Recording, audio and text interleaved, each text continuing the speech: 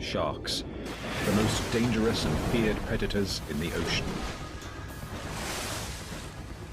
But even the great white pales in comparison to the biggest shark that ever lived. Megalodon. Literally translated, it means big tooth. A prehistoric shark with 3-meter jaws lined with deadly rows of serrated teeth. Megalodon used these jaws to inflict massive damage on even the biggest whales in the ocean. Its teeth were huge. 6 to maybe 7 inches long, wickedly serrated on either side like steak knives and shaped like a big, broad triangle. Now, 2 million years after the last Megalodon mysteriously disappeared from the fossil record, scientists are investigating the true shape, size, and behavior of one of the most fearsome predators in history.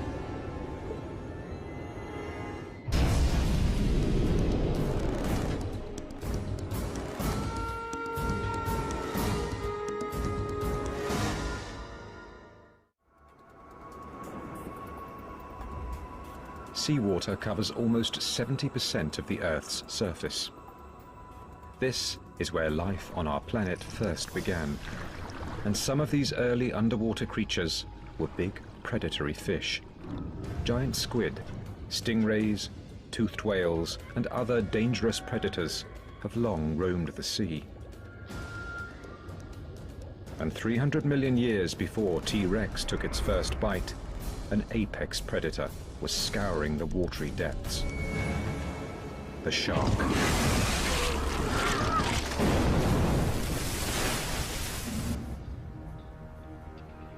Paleontologists have found remarkable fossil evidence of these predators going back more than 400 million years. The biology of these sharks has remained remarkably stable for all this time. If you looked at a shark from, say, 350 million years ago, you'd have no trouble identifying that as a shark. I mean, it might have some differences with what we think of as sort of the conventional look of sharks today, but you would not be confused. You would know right away that you were looking at a shark. Although many of these prehistoric sharks are now extinct, the great white shark, which still roams the sea today, has survived more than 10 million years. It has become the ultimate ocean predator.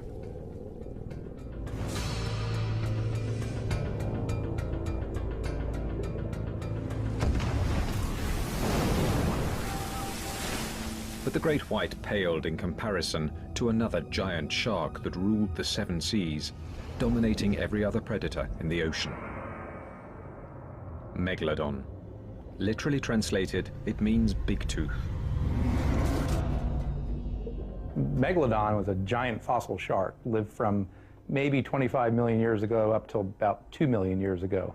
The largest oceanic predatory shark that we are aware of in the fossil record. Fantastic, huge, enormous predator that the likes of which the oceans hadn't seen before or since.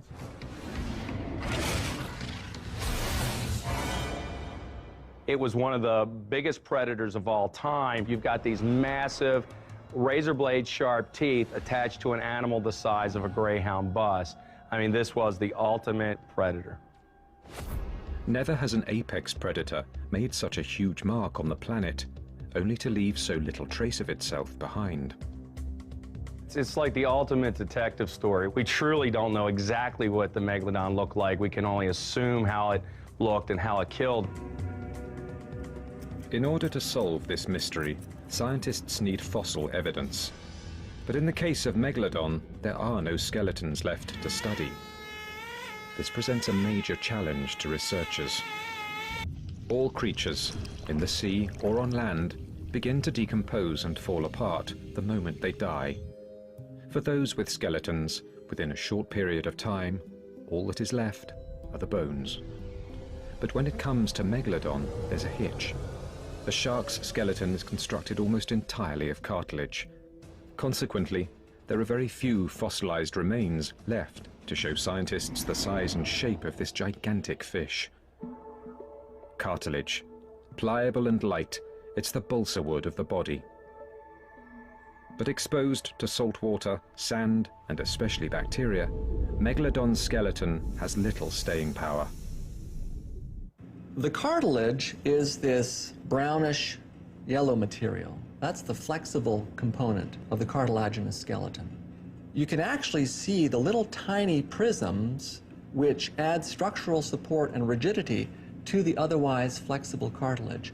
And that's what gives the skeleton its strength. However, because these individual little prisms of cartilage are held together with organic fibers, after the shark dies, those organic fibers can then decompose. Within weeks, shark cartilage breaks apart and disappears.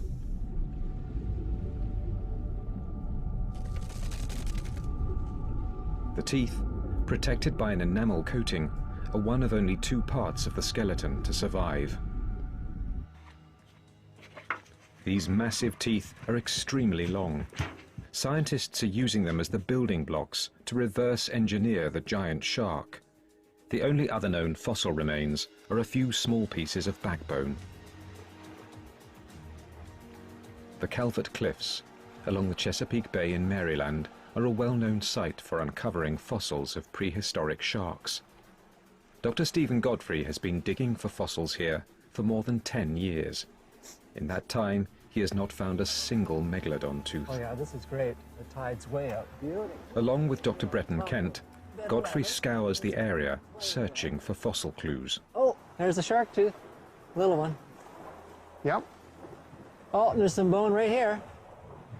This was for about a 12 or 14 foot long shark. The root's missing. It's just the crown. You gotta see this. After a few minutes of searching the face of the cliff, Dr. Godfrey spies something about a meter up the wall. This has never happened to me before. A big mag? Wow, it's not really big, but it's a mag and it's in really nice condition and it's just sitting there. This is so sweet. You can see the serrations on it. It's pristine. I mean, check that out. Oh, absolutely Look at perfect. that. Look Oh, at that is gorgeous. Incredibly, on the one day cameras are there to record their fossil hunt, Godfrey extracts a rare 10 to 12 million year old Megalodon shark tooth from the clay-laden cliff. Nice upper lateral. Beautiful Doesn't condition. get any better than that. Look at that. incredible. That's beautiful. A gorgeous one. That's very nice. One of the interesting things about this tooth, if you notice the tip, there's a compression fracture on it. Compression fracture is when the tooth bites down vertically and strikes something hard like bone. It actually, instead of producing a flake off of the side, it actually crushes the tip to powder. And compression fractures themselves are very common on Megalodon teeth. Compression fractures and other violent accidents from biting down on their prey have resulted in a unique biological adaptation by sharks over the last 400 million years. Constant and lifelong tooth replacement. Over a 25-year lifespan, a shark will shed approximately 20,000 teeth. Other predators, such as crocodiles, also replace teeth, but to produce so many in a lifetime is a characteristic unique to the shark. The shark's mouth and gums contain an endless conveyor belt of replacement teeth, just below and above the gum line, waiting to flip forward and take their place in the front row of teeth. These Megalodon teeth can unlock a tremendous amount of information about this creature. Once you find a big tooth, the rest is gravy. The day has been made. Yeah. With the found teeth piling up in museum collections around the world, interest in Megalodon intensified over the last few centuries. In 1909, ichthyologists and paleontologists in New York at the American Museum of Natural History labored with great effort to build what they thought was the ultimate Megalodon jaw. The finished jaw caused a sensation, showing a gaping, 3-meter-high collection of nasty, sharp-edged teeth. But they'd made some crucial errors in their reconstruction that paleontologists continue to correct and refine even today. Zoologist and shark collector Dr. Gordon Hubble has been studying shark teeth and jaws for 4 decades. Back in early 1900s, when they reconstructed that Megalodon jaw, besides having a problem with keeping the teeth in the jaw, they didn't know the dental formula, they didn't know the dental arrangement of Megalodon, so the teeth were just put in kind of haphazardly. In constructing the display, the scientists appeared to have chosen the largest teeth available from fossil deposits around the world, and the dimensions reflected that. The jaw was enormous. The 1909 effort eventually raised questions. Would the teeth going front to back all be that large? And then there were the sheer number of teeth in the jaw. It seemed excessive. This version of Megalodon had more teeth than the modern great white. These doubts fueled an even larger debate. Is the modern great white shark the best comparison model for the size and shape of Megalodon? How closely related are these creatures from the deep? Brian Johnson has been studying the living great white shark up close and personal in the waters off the coast of South Africa. I think when the guys discovered these huge fossilized teeth, they wanted to find something in today's world that possibly was similar. And the only real shark that springs to mind is the great white shark. And so this is why you always get this constant comparison between the great white and the Megalodon. Was the white shark just a little version of what the Megalodon was back in prehistoric times?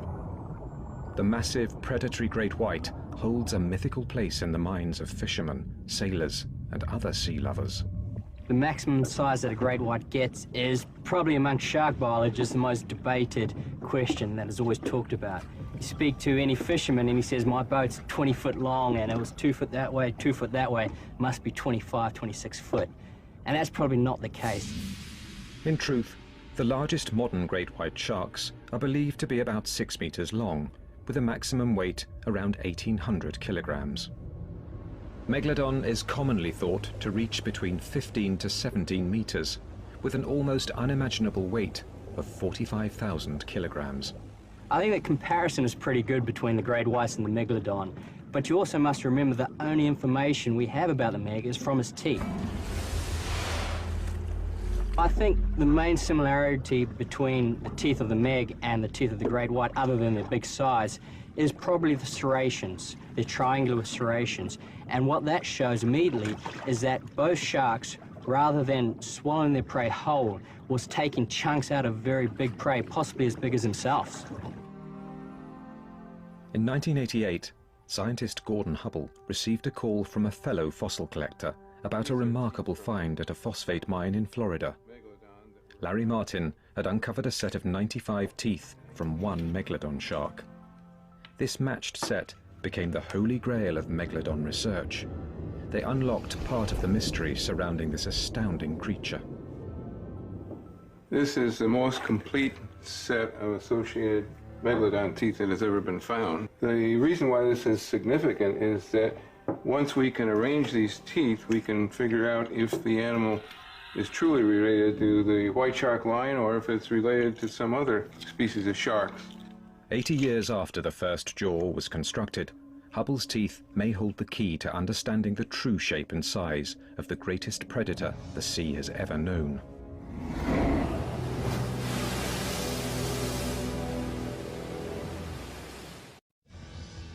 Megalodon, a ferocious predator that roamed the seas for 20 million years, and all that's left is the teeth and a few scattered vertebrae.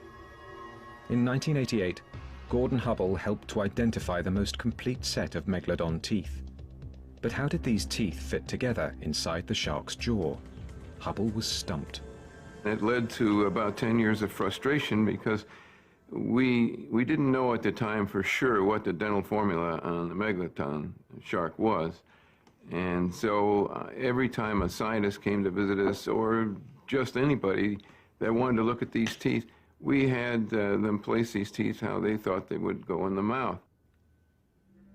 The third tooth is a prominent feature in the modern great white shark's jawline.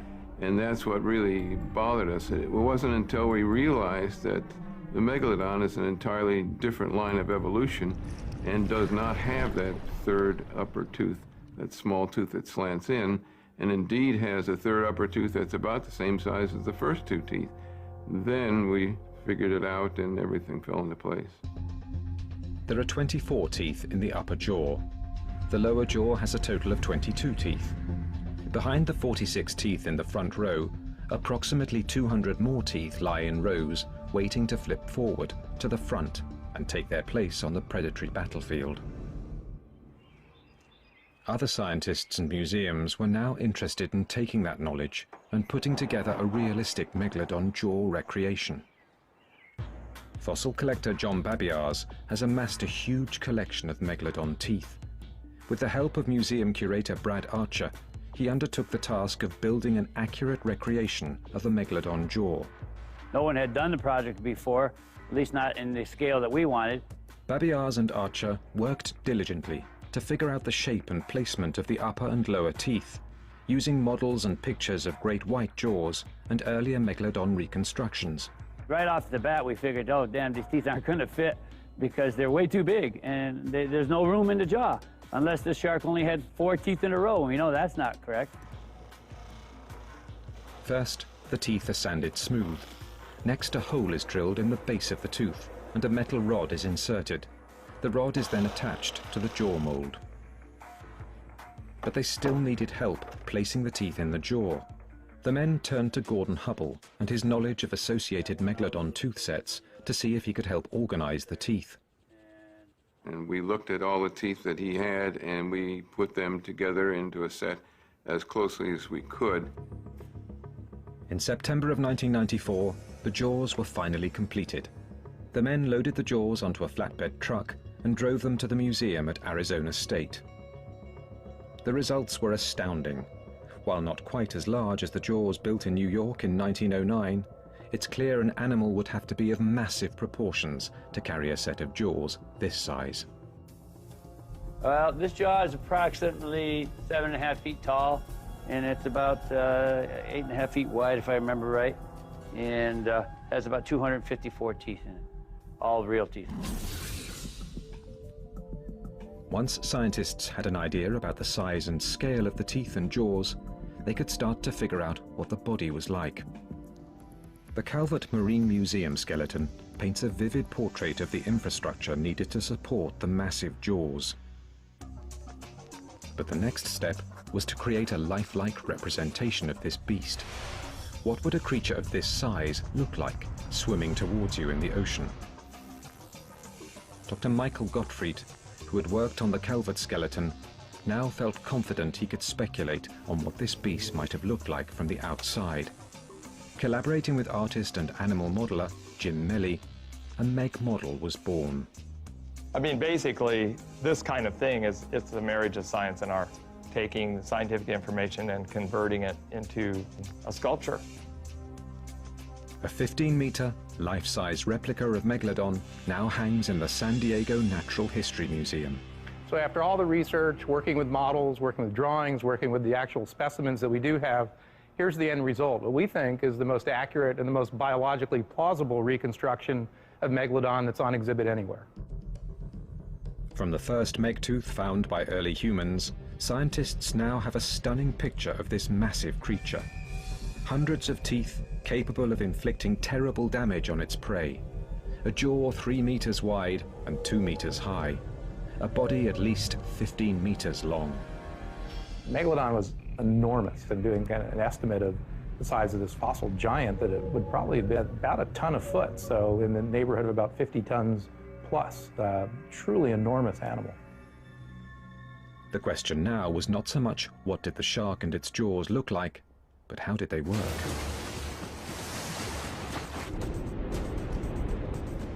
Scientists sometimes look to the biting and killing behavior of the modern great white shark to try and understand how Megalodon behaved. Both sharks are thought to use the same thrusting, sawing motion to rip gaping holes in their prey during an attack.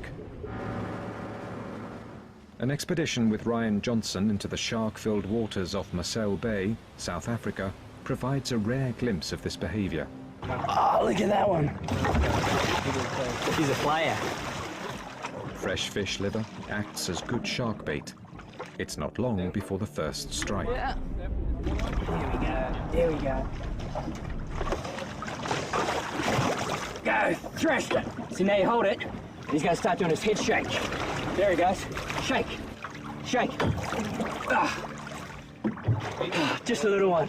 See, when he grasped it, he started biting, but then once he really got a hold of it, he started shaking his head back and forth.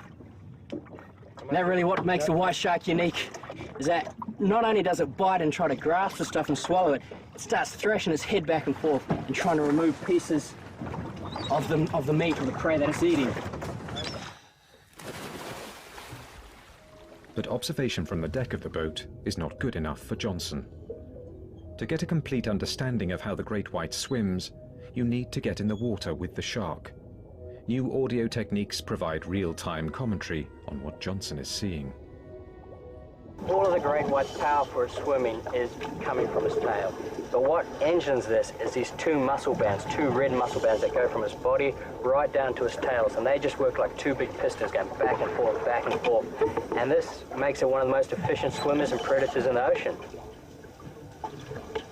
We did some experiments a few years ago in which we calculated the speed of breaching great whites, see how fast they were coming out of the water. And these things were hitting up to 19, 20 miles an hour.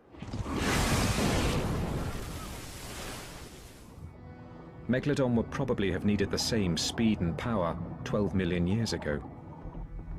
The smaller, more agile Cetathier whale, similar to the modern-day minke whale, would have been a fairly common prey item for Megalodon. Still, they were a tough test for Megalodon's hunting ability. Although this whale was only 1/5 the length of the adult Megalodon, it still weighed a massive 9,000 kilograms. Using its powerful tail muscles, the 15-meter carnivore rockets towards the surface. The whale may not have a higher top speed than the Megalodon, but it was more agile.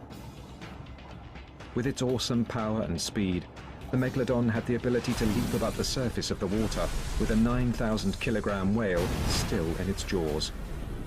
In a matter of moments, dinner was served. With one quick kill, Megalodon had proved that it had the strength and agility to rule the oceans of the world.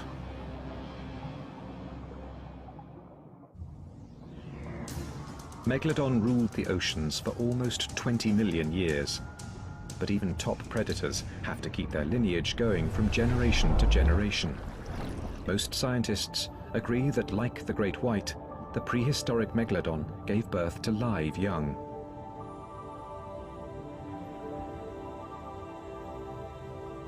The Megalodon probably gave birth to only one pup at a time. When you consider that a neonate, a pup, would have been anywhere from perhaps 7 to 10 feet long, that's already a very large shark. And those baby sharks were hungry. I can see no reason why they wouldn't have been born ready to attack larger prey items. A herd of docile dugongs, or sea cows as they are sometimes called, might be just the ticket for an apex predator's first meal. One of the other kinds of marine mammals that were prey for Megalodon were the sea cows. They were dugongs, not manatees. Manatees are a more recent evolutionary arrival. So dugongs have tails very much like dolphins, unlike the manatees, which have the more rounded beaver-like end of tail. The mature dugong was about 3.5 meters long compared to the baby shark's 3-meter body. Based solely on size comparison, the baby shark would seem to be at a disadvantage, but size is only one part of the equation. They are relatively slow, sluggish animals. This is a section of sea cow rib, very heavy and dense, and you'll notice that there's this bite mark running across the rib made by the tooth of a very large shark. The hungry baby shark rushes forward. One small juvenile dugong is slow to react, and the shark is on it. A lifetime of hunting has begun. Scientists are also keenly interested in just how long was the lifetime of these giant sharks. In the Fossil Preparation Laboratory at the Florida Museum of Natural History, Dr. Bruce McFadden and his students are doing cutting-edge research into the lifespan and eating habits of prehistoric sharks.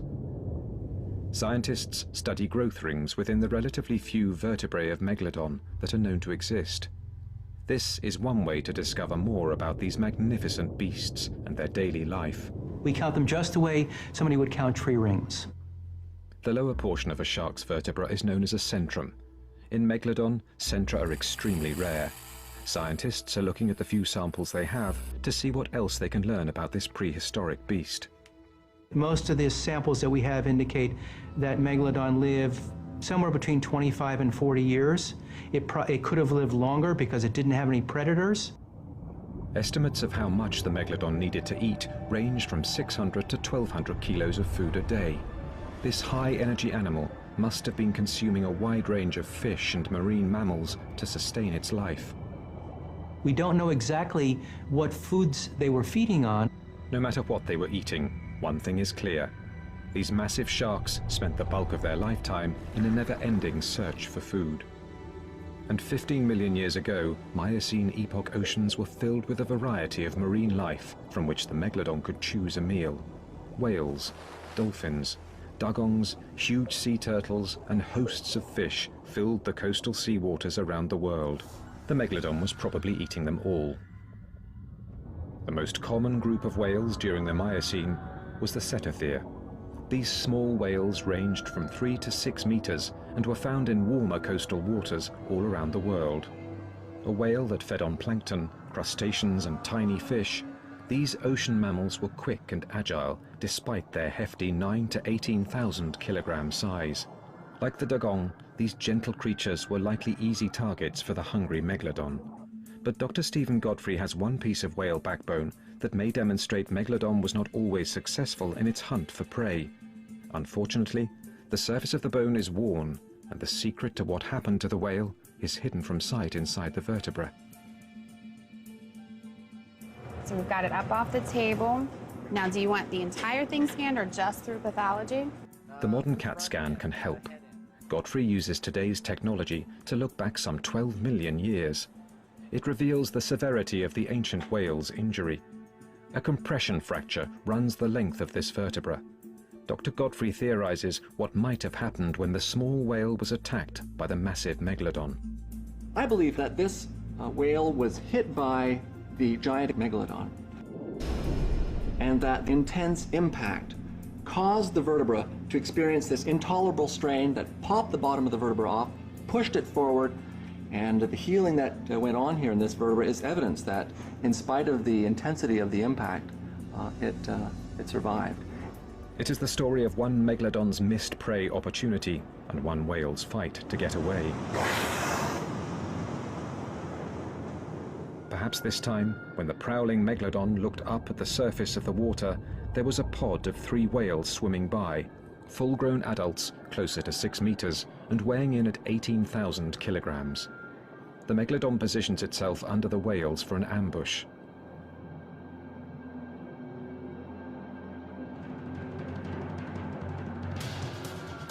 The small whale wavers, and the giant shark cannot adjust its trajectory. The Megalodon's massive jaws miss their target, and his head smashes into the whale's back. As the CAT scan proves, this time the whale escaped. The whale was lucky. In most cases, it was easy prey for Megalodon. But 20 million years ago, there was another marine mammal that could match Megalodon's aggression. This is a skull of an ancient whale called a squalodont, and these animals could echolocate, and they were probably top predators for their time.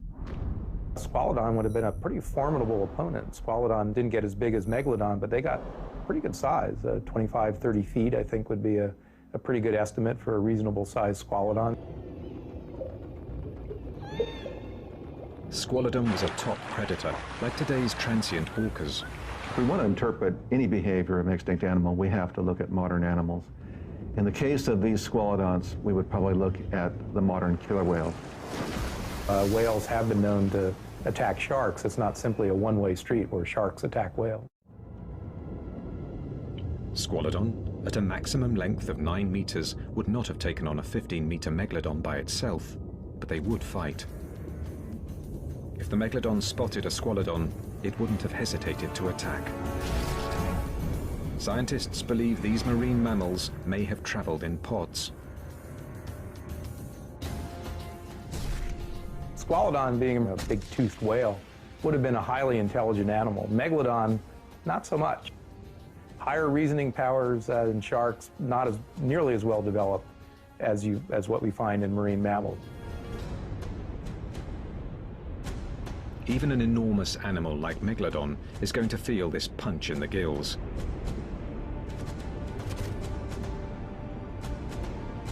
This time, it's outnumbered.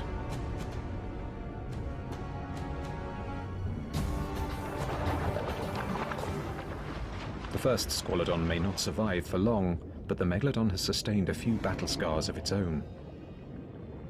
Not all attacks were successful. Like all predators, only a certain percentage of their attacks actually result in killing a prey that they then consume. But prey species other than squalodons and dugongs may have provided richer pickings. There were also large whales swimming in the coastal waters of the Pliocene epoch. Really large whales. And when Megalodon wanted a three-course dinner, it may have gone after a beast even bigger than itself.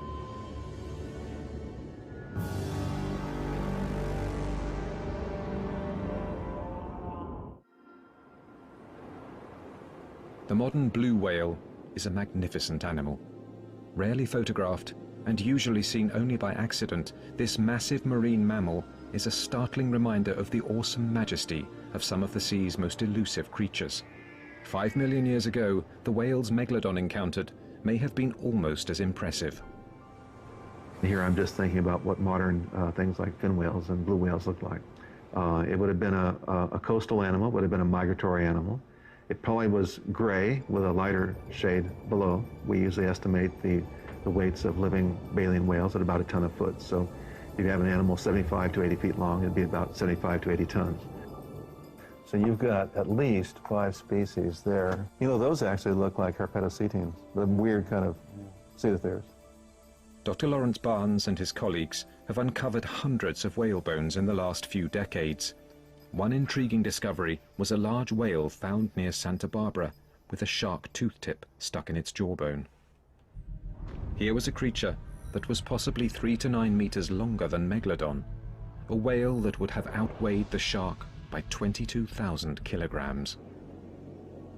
But the reward for killing a larger whale would have been a much bigger food source for the Megalodon.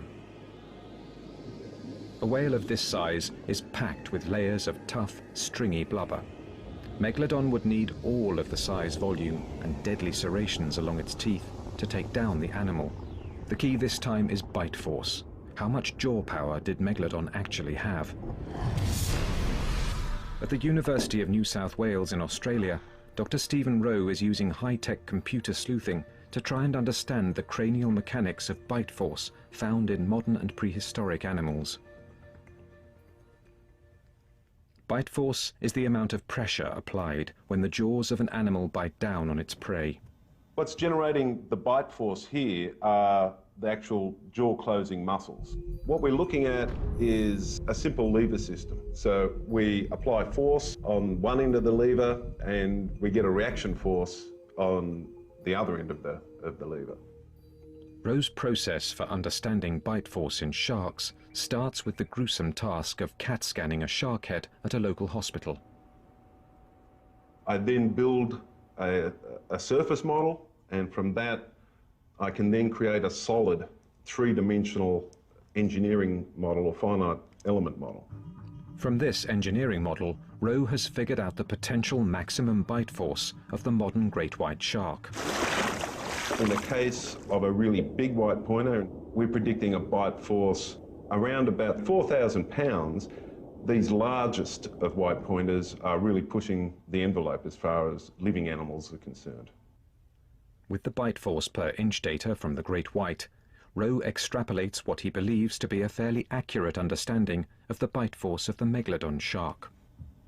Toward the upper end of estimates of body mass for Megalodon, we're getting bite force estimates of about 40,000 pounds, which is just humongous. With 40,000 pounds of bite force, you could bite through a truck if you had the teeth and jaws to stand up to it. This must have been an absolutely terrifying object to any whale. Of course, living large baleen whales get very, very anxious when they see or hear orcas or killer whales. but the sight of one of these guys coming at them must have been just absolutely horrific. The baleen whale didn't have much time to be anxious once the attack had begun. It would appear that Megalodon typically took out large whales by swimming up behind them, biting their tail flippers off, basically just disabling the whale's propulsion system altogether.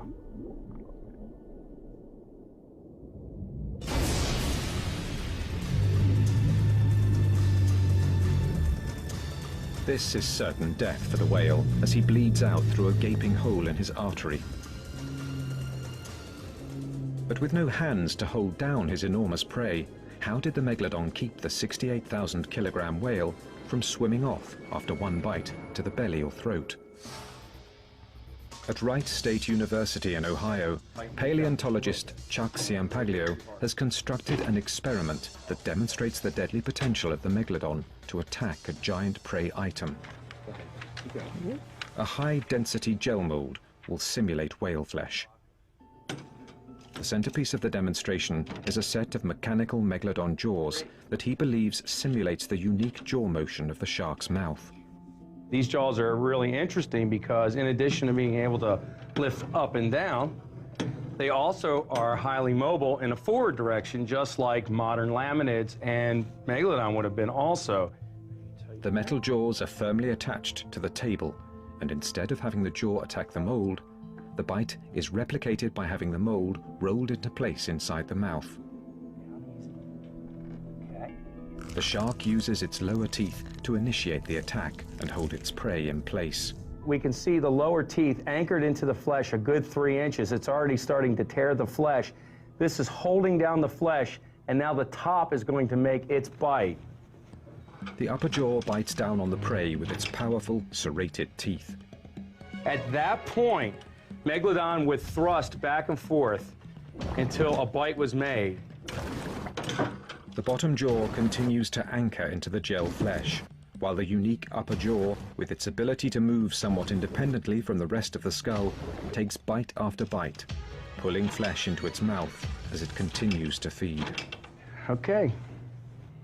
What we've created are massive wounds to our prey item. We can see that the teeth have made huge gouge marks, have split off nearly half of the flesh. Now, if this was the actual shark, this piece of flesh would extend out in both directions, probably 3 or 4 feet because of the size of the jaws. And you would have probably nearly 40 teeth sinking into the flesh. The mechanical jaws leave no doubt about the powerful combination of bite force and cutting power that Megalodon used on prey like the Santa Barbara whale. Within minutes, the whale is nothing but a tasty carcass floating south along the California coast. For one more day, Megalodon has found a meal, a very big meal. But unfortunately for Megalodon, during the Pliocene epoch, ocean temperatures started to cool. The numbers of whale species were also diminishing. Megalodon's reign as the all-time apex predator of the sea could be nearing its end. Megalodon disappeared from the fossil record during the Pleistocene epoch, around 1.8 million years ago. Scientists are unsure why this efficient hunting machine's time at the top of the predator list came to a close. Extinction is always something that fascinates people. We want to know not only how things live, we want to know why they died, why they're no longer around, why they're no longer with us. The assumption there, though, is always that extinction is somehow the fault of the animal or the species that goes extinct. It's because it was poorly adapted or a negative thing. That's not necessarily always the case. Clearly, species want to perpetuate their existence. Paleontologists are unsure what finally killed off the shark. Could another apex predator, like the killer whale, have wiped out the Megalodon? Another intriguing possibility is changes in climate. 6 to 1.8 million years ago, just as Megalodon teeth disappeared from the fossil record, scientists have noticed a cooling in the ocean temperatures. This may have adversely affected a shark accustomed to swimming in warmer waters.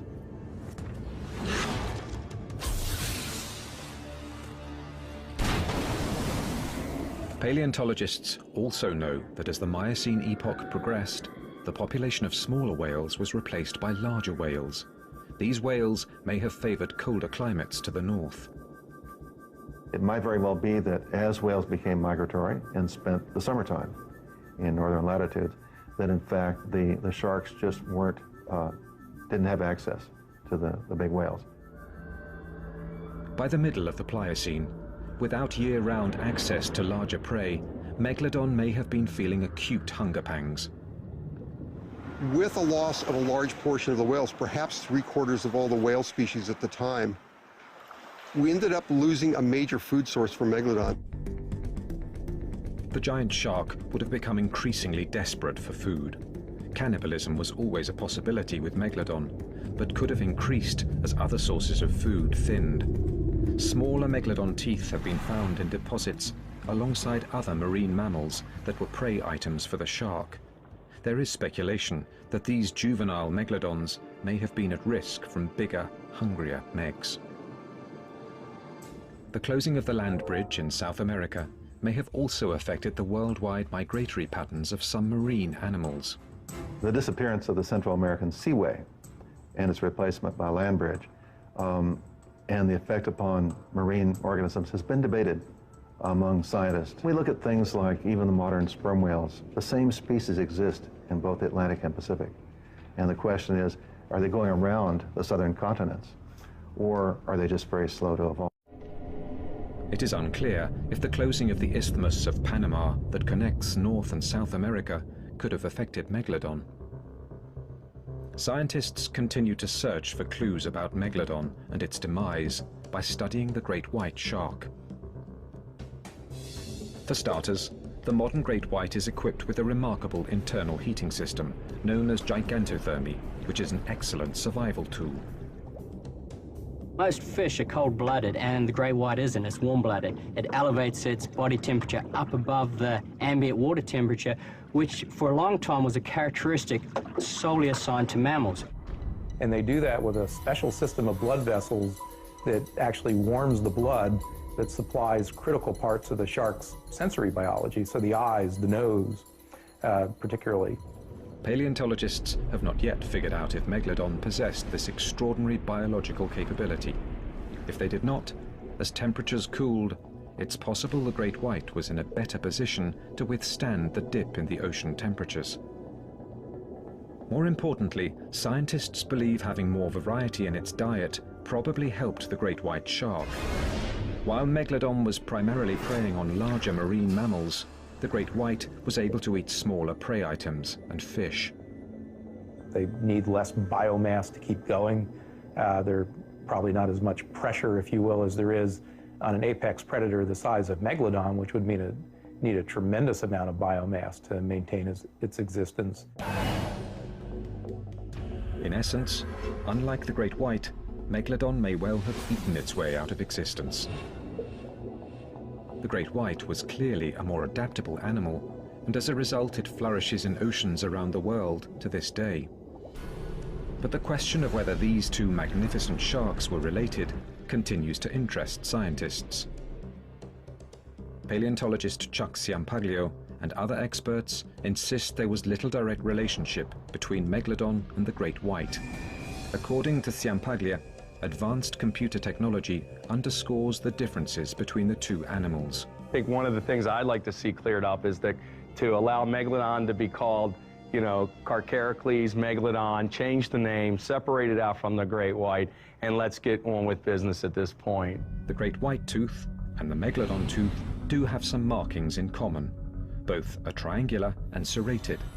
But the great white tooth and its prehistoric ancestor have little or no scar at the base, whereas the Megalodon clearly has a prominent chevron-shaped scar.